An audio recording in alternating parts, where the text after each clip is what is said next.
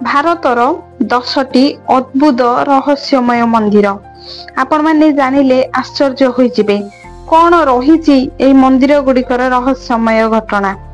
ଜୟ ଜଗନ୍ନାଥ ସାଙ୍ଗମାନେ, ନମସ୍କାର। ମୁଁ ସୁଚିତ୍ରା ଆପଣ ମାନଙ୍କୁ ସ୍ୱାଗତ କରୁଛି ମୋର ଆଉ ଏକ ନୂଆ ଭିଡିଓକୁ। 10ଟି ମନ୍ଦିରରୁ ଆପଣ ମାନେ କେତୋଟି ମନ୍ଦିରକୁ ଯାଇଛନ୍ତି ନିଶ୍ଚିନ୍ତ ଭାବରେ କମେଣ୍ଟରେ ଜଣାଇବେ। ଚାଲନ୍ତୁ ଜାଣିବା ଭାରତର 10ଟି ଏମିତି ରହସ୍ୟମୟ ମନ୍ଦିର ବିଷୟରେ ଯାହାର ରହସ୍ୟ ଆଜି ପର୍ଯ୍ୟନ୍ତ ସମାଧାନ ହୋଇପାରି ନାହିଁ। ଏହି ମନ୍ଦିର ଗୁଡ଼ିକର ରହସ୍ୟ ଜାଣିବା ବୈଜ୍ଞାନିକ ମାନେ ମଧ୍ୟ ଆଶ୍ଚର୍ଯ୍ୟ ହୋଇଯାନ୍ତି। ନମ୍ବର 10, ମା କର୍ଣ୍ଣି ମନ୍ଦିର। ଏହି ମନ୍ଦିର ରାଜସ୍ଥାନର ବିକାନେରରେ ଅବସ୍ଥିତ, ଯାହାକି ବହୁତ ଅଦ୍ଭୁତ ମନ୍ଦିର ଅଟେ। କାରଣ ଏଠି ରୁହନ୍ତି 25,000ରୁ ବି ଅଧିକ ମୂଷା। ଏଠି ରହୁଥିବା ମୂଷା ମାନଙ୍କୁ କାବା କୁହାଯାଏ।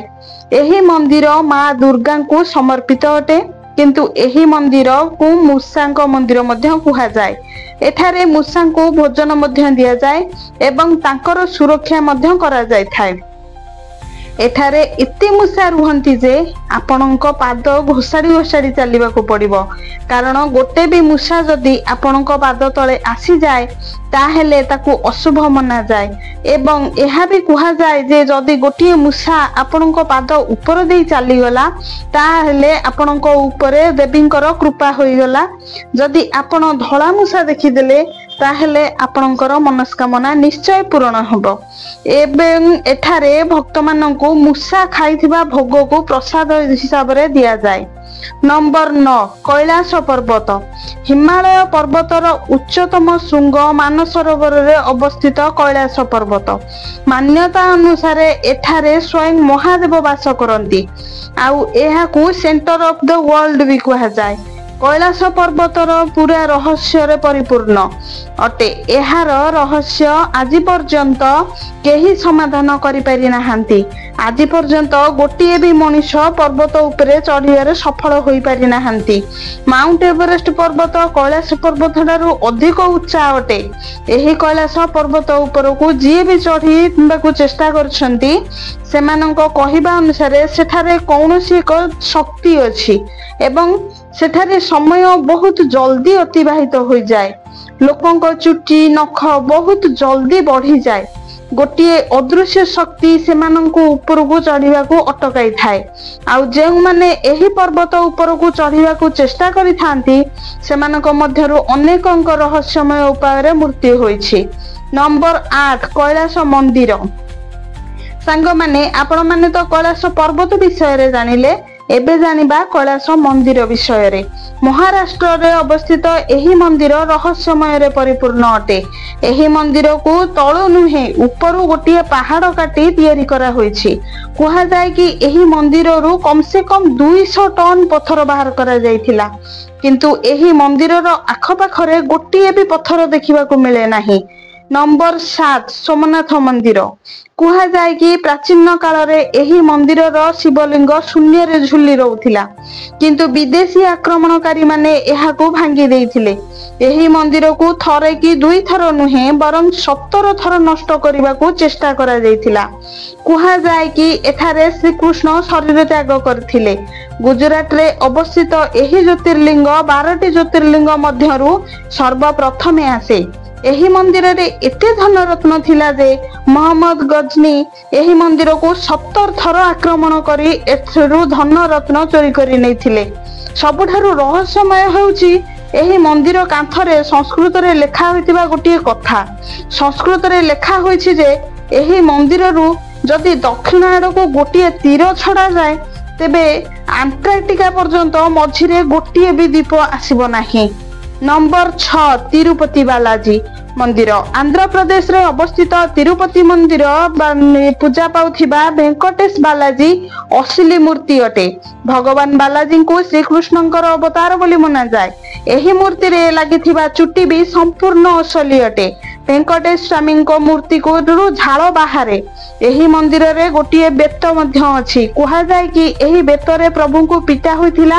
ଠାକୁର ପଡିଯିବାରୁ ତାଙ୍କ ଥୋଡିରେ ଖଣ୍ଡିଆ ହୋଇଯାଇଥିଲା, ସେଥିପାଇଁ ତାଙ୍କୁ ସବୁଦିନ ଏ ଖଣ୍ଡିଆ ଉପରେ ହଳଦୀ ଲେପ ଦିଆଯାଏ।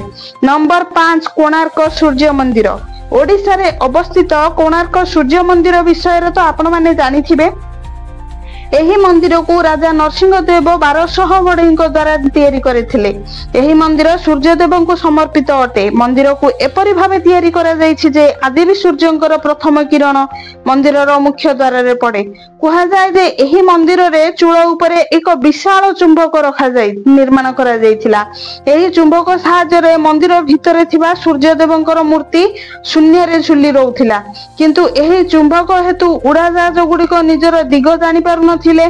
सेथिपई विदेशी आक्रमणकारी माने एही चुंबक को काढी नेले, जहा द्वारा मंदिर भांगी जाइथिला।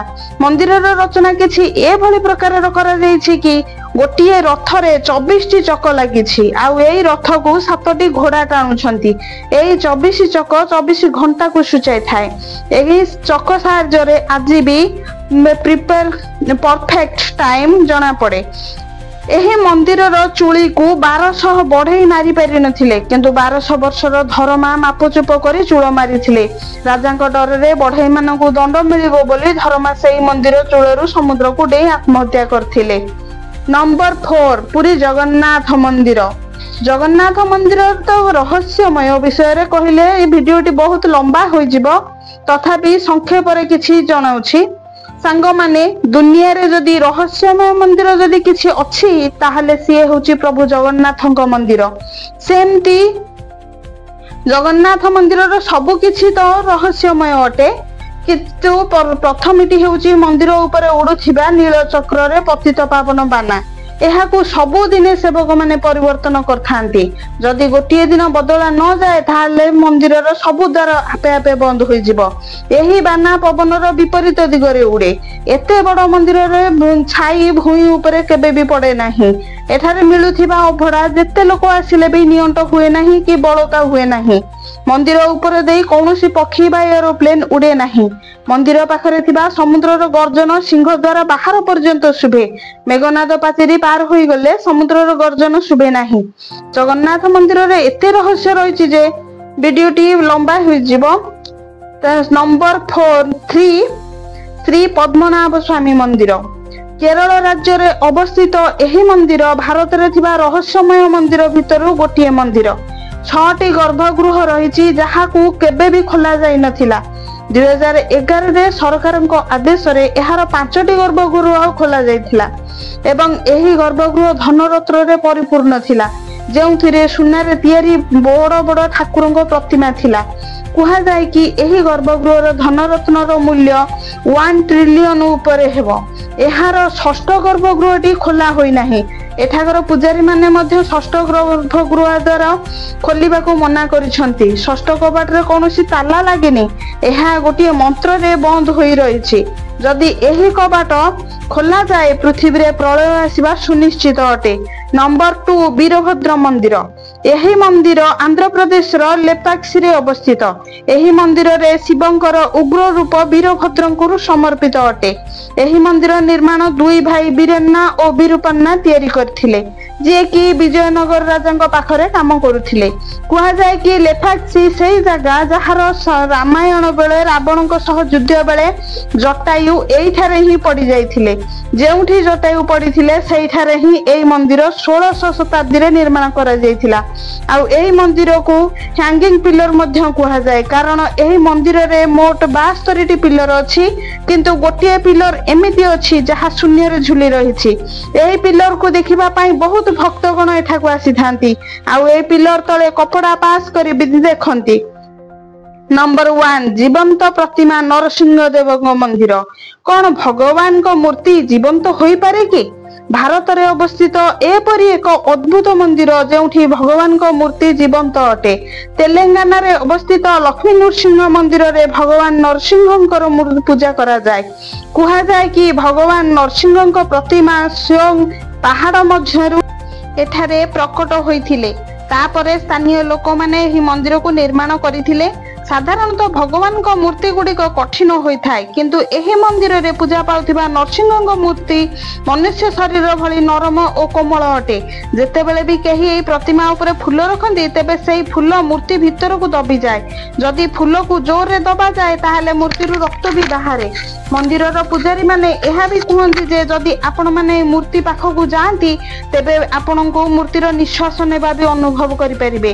ଏହି ଅଦ୍ଭୁତ ପ୍ରତିମା ବିଷୟରେ ଆପଣଙ୍କର କଣ ମତାମତ ରହିଛି ଜଣାଇବେ। ସାଙ୍ଗମାନେ, ଆପଣମାନେ ଏହି ଭିଡିଓରେ 10ଟି ମନ୍ଦିର ବିଷୟରେ ଜାଣିଲେ, କିନ୍ତୁ ଭାରତରେ ଆହୁରି ଅନେକ ରହସ୍ୟମୟ ମନ୍ଦିର ଅଛି ଯାହାର ରହସ୍ୟ ପରିପୂର୍ଣ୍ଣ ଅଟେ। ଭିଡିଓଟି ଭଲ ଲାଗିଥିଲେ ଛୋଟ ଲାଇକ୍ ଟେ କରିଦେବେ, ସାଙ୍ଗମାନଙ୍କୁ ସେୟାର କରିଦେବେ। ମୋର ଚ୍ୟାନେଲରେ ନୂଆ ଥିଲେ ସବସ୍କ୍ରାଇବ କରିବାକୁ ଅନୁରୋଧ ରହିଲା। ବେଲ୍ ଆଇକନ ପ୍ରେସ୍ କରିଦେବେ, ଏମିତି ନୂଆ ନୂଆ ଭିଡିଓର ନୋଟିଫିକେସନ ଆପଣମାନଙ୍କ ପାଖକୁ ଚାଲିଯିବ। ଆପଣମାନେ ଭିଡିଓ ଦେଖୁଛନ୍ତି, ଲାଇକ୍ କି କମେଣ୍ଟ କରିବାକୁ କୁଣ୍ଠାବୋଧ କରୁଛନ୍ତି, ପ୍ଲିଜ ନିଜର ମୂଲ୍ୟବାନ ମତାମତ କମେଣ୍ଟ ବକ୍ସରେ ଜଣାଇବେ। ପୁଣି ଦେଖା ହେବ ମୋର ଆଉ ଏକ ନୂଆ ଭିଡିଓରେ। ରହୁଛି, ନମସ୍କାର, ଜୟ ଜଗନ୍ନାଥ।